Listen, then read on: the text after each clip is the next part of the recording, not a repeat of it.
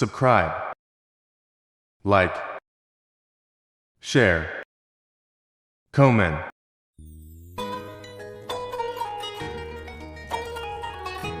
Dauh Sangkai.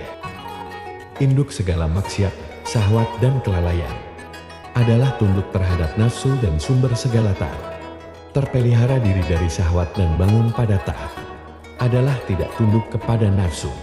Bersahabat dengan orang jahil yang tidak menuruti hawa nafsu lebih baik daripada bersahabat dengan orang alim yang tunduk kepada nafsu. Ilmu apakah yang dapat dipanggil bagi orang alim yang ditawan oleh nafsunya? Sebaliknya, kejahilan apakah yang dapat disebutkan bagi seseorang yang sudah dapat mengekang nafsunya?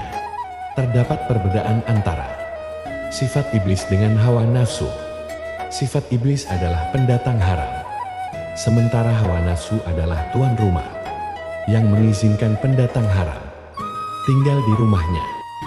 Tidak mungkin ada sifat yang menyalahi ubudiyah jika tidak ada hawa nafsu. Malaikat tidak mempunyai hawa nafsu, sebab itu mereka selalu taat dan menjalankan tugas mereka dengan sempurna.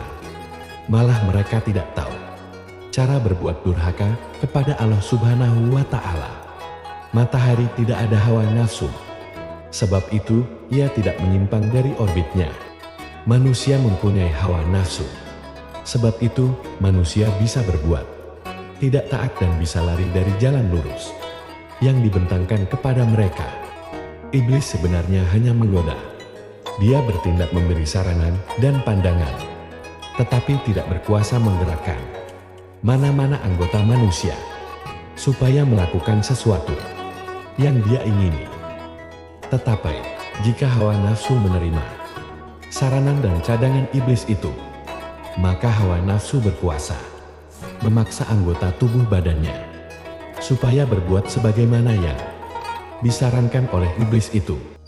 Iblis menyalurkan sifat-sifat dan hawa nafsulah yang menerima serta memakai sifat-sifat tersebut. Satu perkara yang terlihat adalah saran atau ide yang disampaikan oleh iblis dan syaitan kepada hawa nafsu. Itu dirasai oleh hawa nafsu bahwa saran itu datang dari dirinya sendiri, bukan disalurkan kepadanya dari sumber lain. Hawa nafsu akan mempertahankan pendapat iblis dan syaitan yang diterimanya.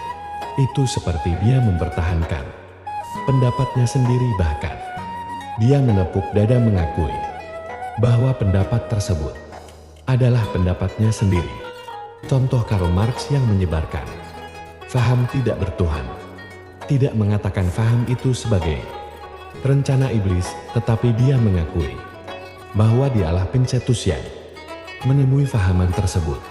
Pater yang menyebarkan fahaman Tuhan 3 dalam 1 tidak mengatakan iblis yang mengajarnya, tetapi mengatakan dia menerima wahyu dari Tuhan. Begitulah kebodohan dan kesombongan hawa nafsu yang tidak sadar dirinya ditunggangi oleh iblis dan syaitan.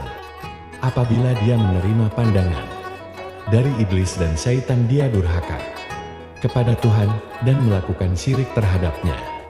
Hawa nafsu bukan sebatas mampu menerima rangsangan dari iblis dan syaitan, malah dia sendiri berupaya merangsang dirinya sendiri tanpa dirangsang oleh iblis dan syaitan. Rangsangan yang muncul dari hawa nafsu sendiri mengarah kepada melakukan maksiat, memenuhi tuntutan syahwat dan asyik dengan perkara yang melalaikan. Apabila iblis dan syaitan memberi rangsangan yang sesuai dengan sifat nafsu itu sendiri, mudahlah dia melakukan maksiat dan kemungkaran.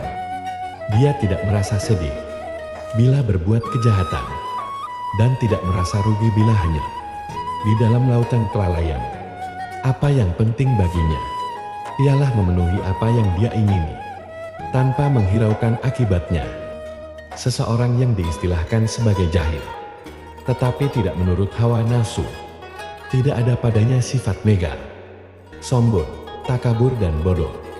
Dia bisa tunduk kepada kebenaran jika kebenaran dibentangkan kepadanya. Dia bisa juga menyampaikan kebenaran yang diketahuinya kepada orang lain. Dia bisa tunduk kepada kebenaran. Jika kebenaran dibentangkan kepadanya, dia bisa juga menyampaikan kebenaran yang diketahuinya kepada orang lainnya. Jadi, kebodohan apakah yang boleh dikatakan kepada orang seperti ini yang bersedia menerima dan menyampaikan kebenaran? Orang yang diistilahkan sebagai alim pula, bagaimana boleh dikatakan alim jika dia menurut hawa nafsunya memakai sifat bodoh dan sombong, menolak kebenaran jika datang dari orang lain atau tidak cocok dengan kehendak nafsunya? Orang alim yang menurut hawa nafsu tidak mengajak manusia menyembah Allah Subhanahu wa Ta'ala, sebaliknya mengajak mereka menyembah ilmunya. Manusia lain menjadi alat baginya untuk menaikkan ego dirinya sendiri. Oleh yang demikian adalah lebih baik jika bersahabat dengan orang jahil yang tidak tunduk kepada hawa nafsunya. Kejahilan tidak menghalangnya untuk mengenali kebenaran, dan dia juga mampu memberi dukungan ke arah kebenaran. Sifat iblis adalah hijab di luar hati, dan hawa nafsu adalah hijab di dalam hati. Jika hijab di luar disingkapkan dengan tenaga kebenaran, maka hijab di dalam ini juga perlu disingkapkan dengan tenaga kebenaran. Nafsu mesti ditundukkan kepada kebenaran. Pekerjaan ini bukanlah mudah, karena nafsu kita adalah diri kita sendiri.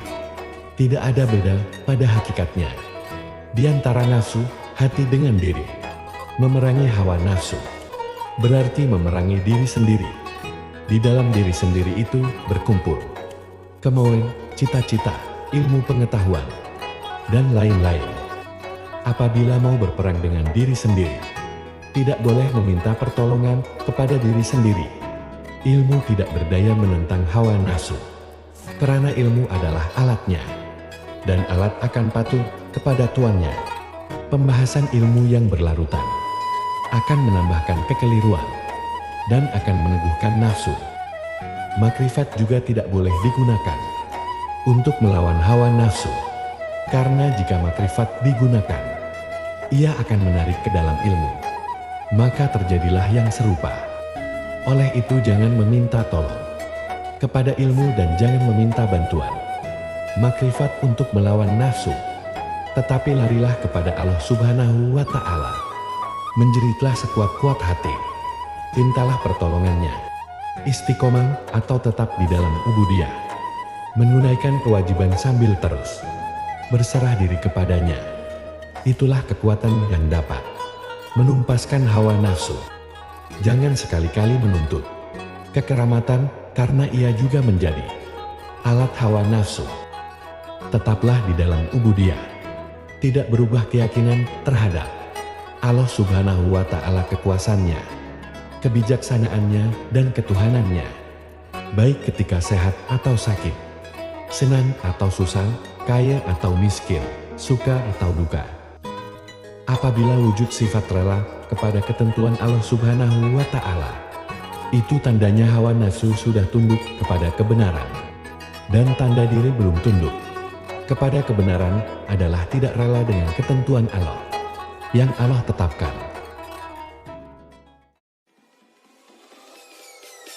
Peace.